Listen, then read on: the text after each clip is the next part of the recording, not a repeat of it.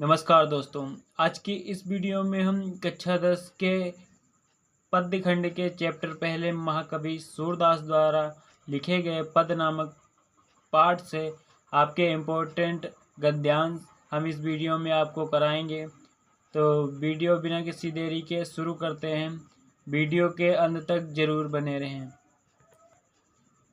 तो ये आपका सबसे पहला गद्यांश है जो आपका इम्पोर्टेंट है। संकेत में आपको ये 4 लाइनें यहाँ और 4 लाइनें लास्ट में आपको लिखना है। चरण कमल बंदो हरिराय करते हुए, और ये आपको लास्ट की लाइनें लिख देना है। इसके बाद सबसे पहले आपको संदर्भ लिखना है। इसमें संदर्भ कुछ इस तरीके से होगा। प्रस्तुत पद्यांश हमारे पाठ्य पुस्तक हिंदी पद्य खंड के पद नामक पाठ से ली गई है, जिसके रचयिता महाकवि सूरदास जी हैं।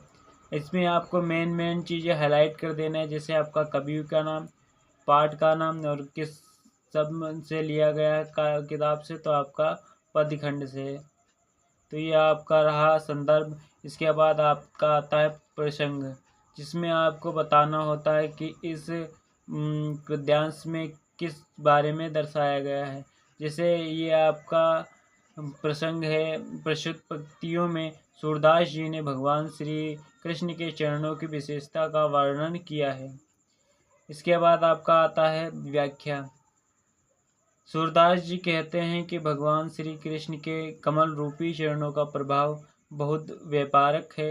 इन चरणों की कृपा से लंगड़ा व्यक्ति पर्वत को लांघ लेता है तथा अंधे को सब कुछ दिखाई देने लगता है। बहरा व्यक्ति फिर से सुनने लगता है तथा गूंगा व्यक्ति फिर से बोलने लगता है। गरीब व्यक्ति राजा की तरह सिर पर छत्र धारण कर लेता है।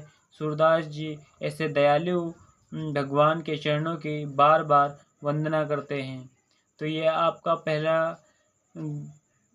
गद्यांश जो आपका इम्पोर्टेंट है, ये आप अपनी नोटबुक में नोट कर सकते हैं। इसके बाद आपका आता है चौथा गद्यांश जो आपका इम्पोर्टेंट है यूपी बोर्ड के नज़रिए से, जिसमें आपको संकेत के तौर पे मैं अपनी सब गाय चरही हूँ करते हुए और लास्ट की लाइन में प्राप्त जान में दे हूँ करके आप ये संकेत लिख देंगे।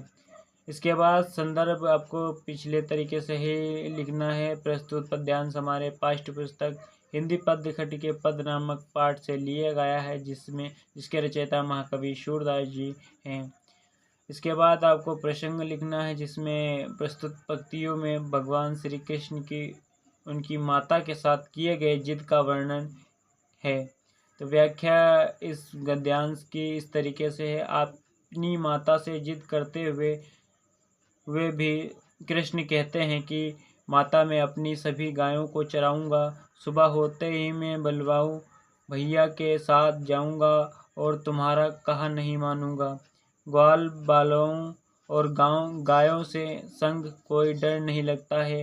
नव बाबा की कसम मैं आज सारी रात जागूंगा। जितने भी ग्वाल हैं सब गाय चराते हैं, मैं घर में क्यों बैठा रहूं। अंत में यशोदा मैया कहती हैं, श्याम तुम सो जाओ, कल सुबह मैं तुम्हें जाने दूंगी। तो ये आपका रहा दूसरा पद्यांश जो इम्पोर्टेंट है। आपकी किताब के हिसाब से आपका ये चौथा गद्यांश है और ये आपका इम्पोर्टेंट है। आप ये कर सकते हैं अपनी नोटबुक पर। ये आप यही आपके यूपी बोर्ड एग्ज़ाम में आपके आते हैं। इसके बाद आपका आता है सातवां, आपके किताब के हिसाब से सातवां गद्यांश, जिसमें आपको संदर्भ उसी तरीके से लिखना है। प्रस्तुत पद्यांश हमारे पाठ्य पुस्तक हिंदी पद्य खंड के पद नामक पाठ से लिया गया है, जिसके रचयिता महाकवि सूरदास जी हैं। प्रसंग इसके बाद आपको लिखना है। प्रस्तुत पंक्तियों में भगवान श्री कृष्ण का व्रज के प्रति प्रेम का वर्णन किया गया है। इस पद्यांश में आपको इसके बाद व्याख्या करनी है, जिसमें आपको लिखना है। श्री कृष्ण उद्धव से कहते हैं, ए उद्धव मुझे व्रज की यादें नहीं भूलती। वृंदावन और गोकुल के बाग बगीचों की घनी छाया मुझे नहीं भूलती है। मैं सुबह होते ही यशोदा मैया और नंद बाबा को देखकर सुख प्राप्त करता था। मेरी माता मुझे मक्खन से सनी हुई रोटी अत्यंत प्यार से खिलाती थी। गोपियों और ग्वालों के साथ खेलते खेलते मेरे सभी दिन आराम से बीत जाते थे। तो ये आपका 7वां गद्यांश है। आप इसे स्क्रीनशॉट कर सकते हैं और अपने नोटबुक में इसको नोट कर सकते हैं।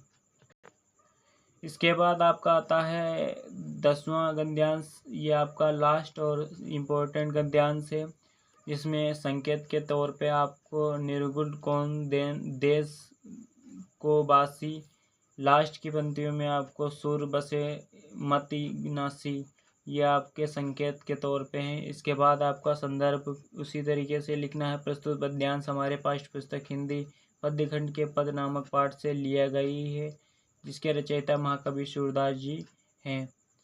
प्रसंग में आपको लिखना है, प्रस्तुत पंक्तियों में गोपियाँ उद्धव से निर्गुण ब्रह्म का परिचय पूछती हैं। इसके बाद आपकी आती है व्याख्या, जिसमें आपको लिखना है, गोपियाँ उद्धव से कहती हैं कि निर्गुण ब्रह्म किस देश का निवासी है। मैं तुमसे मजाक नहीं कर रही हूँ, सच सच बता दो। निर्गुण ब्रह्म के माता पिता, पत्नी और दासी कौन है।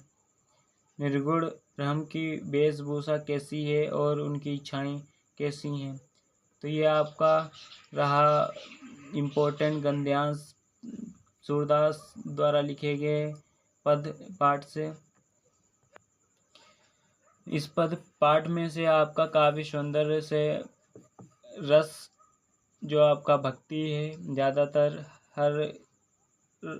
इसके बाद अलंकार रूपक पहले चरण कमल बंदो हरिराय में। छंद आपका गेय पद है। भाषा इस पूरे पद में आपको ब्रज भाषा देखने को मिलेगी और छंद भी गेय पद आपका हर एक गद्यांश में देखने को मिलेगी। आपका रस बदला हो सकता है और अलंकार भी, जिसे चरण कमल बंदो हरिराय में भक्ति है, रस और अलंकार इसमें रूपक है।